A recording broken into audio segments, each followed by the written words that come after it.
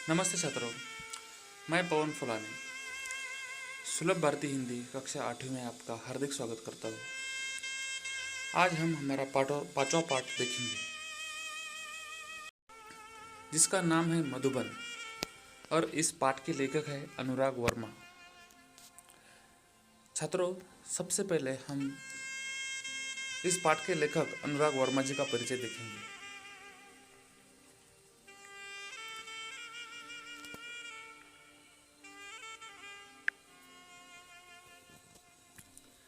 अनुराग वर्मा जी ने हिंदी में विपुल लेखन किया है। आपकी भाषा धारा प्रवाह सरल एवं आशय संपन्न होती है। आप हिंदी के जाने माने लेखक हैं। छात्रों, इस पाठ के लेखक अनुराग वर्मा, इन्होंने प्रसिद्ध लेखक डॉक्टर रामकुमार वर्मा जी का साक्षात्कार इस पाठ में दिया है। साक्षात्कार का मतलब होता है मुलाकात। डॉक्टर रामकुमार वर्मा जी ने अपने जीवन में किस तरह से लेखन किया, उन्हें किस तरह से परिस्थिति का सामना करना पड़ा, उसका सजीव वर्णन इस साक्षात्कार में लेखक ने यहाँ पर लिया है।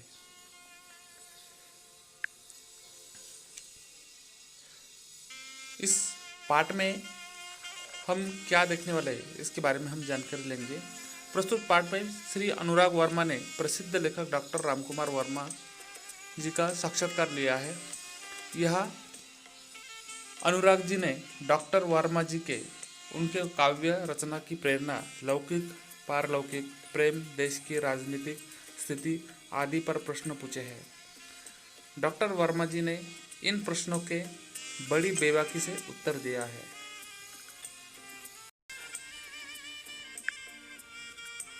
तो छात्रों, इस पाठ को हम देखेंगे। सबसे पहले इसका प्रकट वचन यहाँ पर मैं करता हूँ।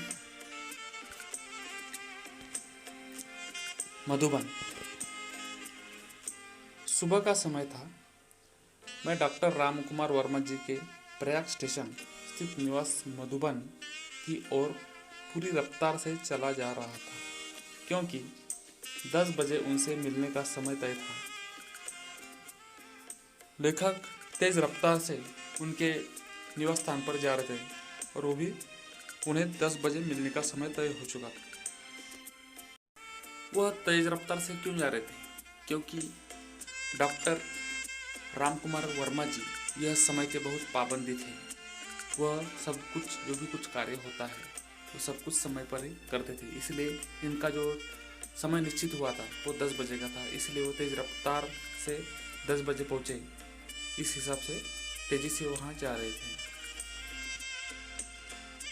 वैसे तो डॉक्टर साहब को विभिन्न उत्सव, संगोष्ठियों एवं सम्मेलनों में देखा था, परंतु इतने निकट से मुलाकात करने का यह मेरा पहला अवसर था।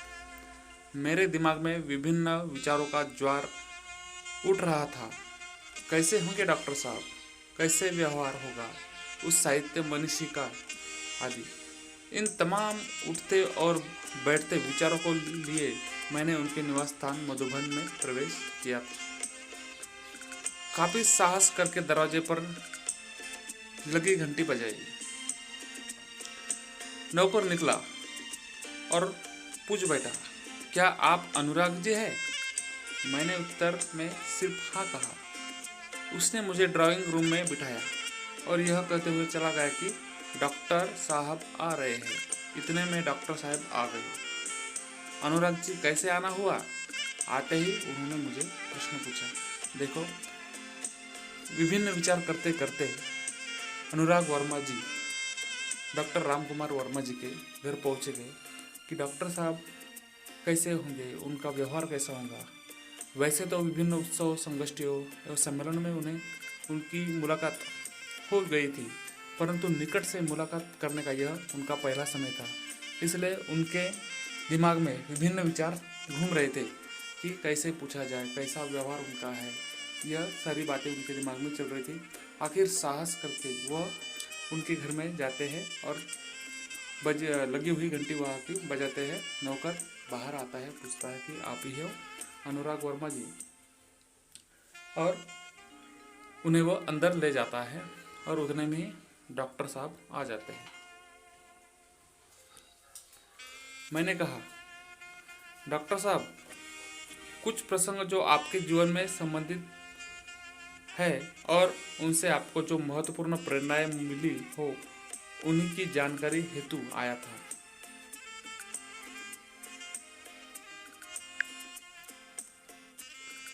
डॉक्टर साहब ने बड़ी सरलता से कहा, अच्छा तो फिर पूछिए।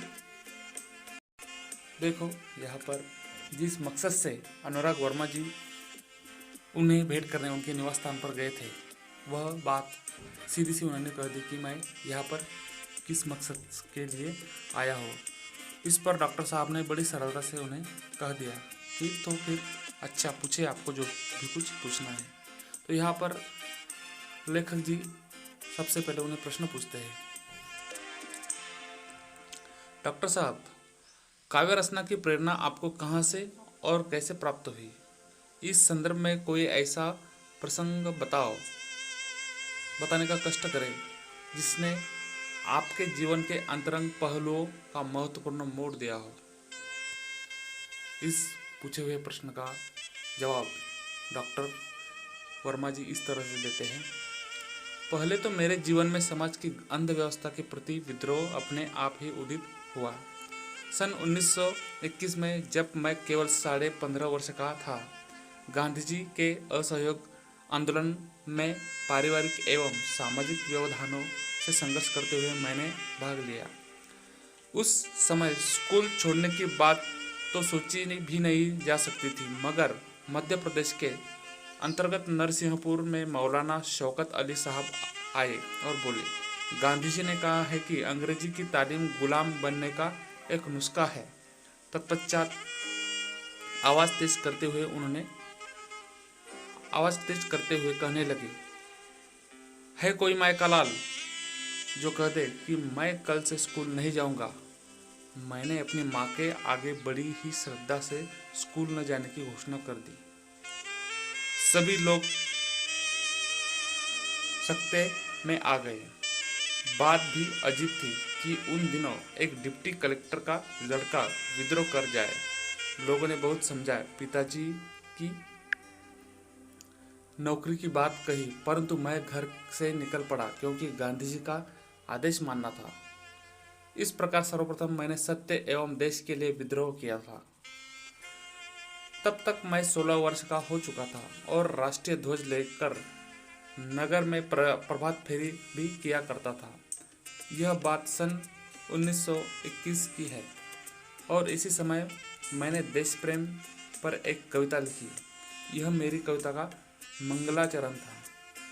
देखो, इस प्रकार यहाँ पर डॉक्टर वर्मा जी ने उन्हें जवाब दिया है कि उनके जीवन में क्या क्या घटित हुआ कि जब अंग्रेज़ों का शासन था, उस वक्त गांधी जी ने कह दिया था कि जो भी कुछ स्कूल है, पाठशाला है, वह एक अंग्रेज़ों का नुस्खा है, इसलिए हम स्कूल जाने के लिए बहिष्कार कर दें।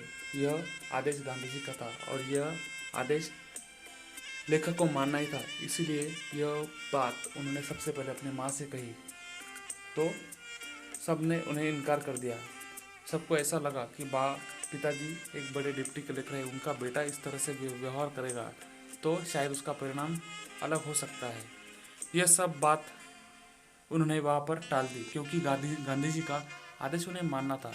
इसलिए उन्होंने गांधी जी के साथ रहने का फैसला किया जबकि वो 16 साल के हो चुके थे। यहाँ पर लेखक जी दूसरा प्रश्न उन्हें पूछते हैं, आप मध्य प्रदेश से उत्तर प्रदेश कैसे आए? उस पर डॉक्टर जी उत्तर देते हैं, हिंदी प्रेम ने मुझे मध्य प्रदेश से उत्तर प्रदेश आने को प्रेरित किया क्योंकि उन दिनों नागपुर विश्वविद्यालय में हिंदी नहीं थी। सन 1925 में मैंने इंटर की परीक्षा उत्तीर्ण की। तत्पश्चात उच्च शिक्षा हेतु प्रयाग विश्वविद्यालय में प्रवेश ले लिया। मैंने इसी विश्वविद्यालय से एमए की परीक्षा प्रथम श्रेणी में उत्तर की। मैंने देखा कि डॉक्टर साहब के चेहरे पर गंभीरता के भाव साफ प्रतिबिंबित हो रहे हैं। ऐसा प्रतीत हो रहा था जैसे वे अपने अतीत में खोए से गए हैं। मैंने पुनः सवाल किया।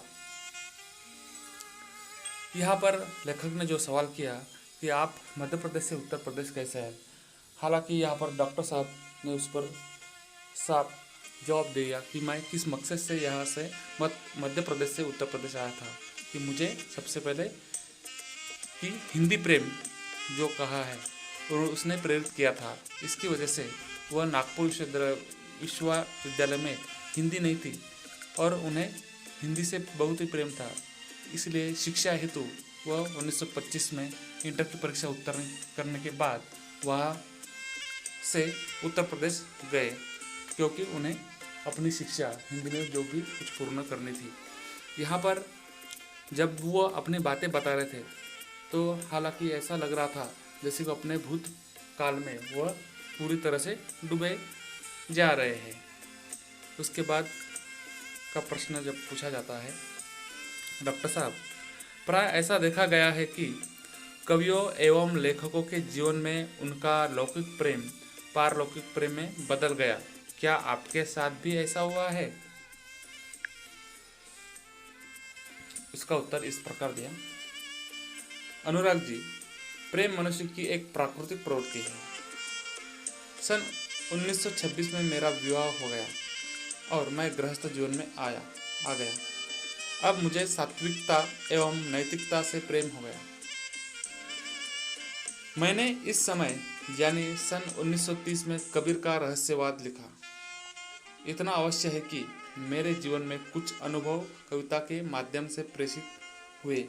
मुझे बचपन से ही अभिनय का शौक था और प्राय उत्सव के अवसर पर नौटंकों में भाग भी लिया करता था। मैंने बात आगे बढ़ाई और पूछा। इस जवाब में अनुराग जी से डॉक्टर साहब इस तरह से जवाब देते हैं कि उनका हिंदी के प्रति जो स्नेह था उसके बाद कि मनुष्य की जो एक प्राकृतिक प्रवृत्ति है उससे भी उन्हें अच्छा एक लगाव था। उसके तत्पश्चात 1926 में उनका विवाह हो जाता है और विवाह होने के बाद वो एक गृहस्थ जीवन में आ गए थे, परंतु उसके बाद भी उनका जो स्नेह है, उनका जो प्रेम है, सात्विकता एवं नैतिकता से जुड़ गया था। इस समय वह अलग अलग लिखान जो कर रहे थे, सबसे पहले उन्होंने लिखा 1930 में कि कबीर का रहस्यवाद, यह लिखा। तो इसमें कबीर की जो कुछ जीवनियाँ है इसका पूरा रहस्य इस लिखान में उन्होंने दिया था। उसके बाद का जो प्रश्न यहाँ पर पूछा गया है, डॉक्टर साहब, देश की राजनीतिक स्थिति के बारे में आपकी क्या राय है?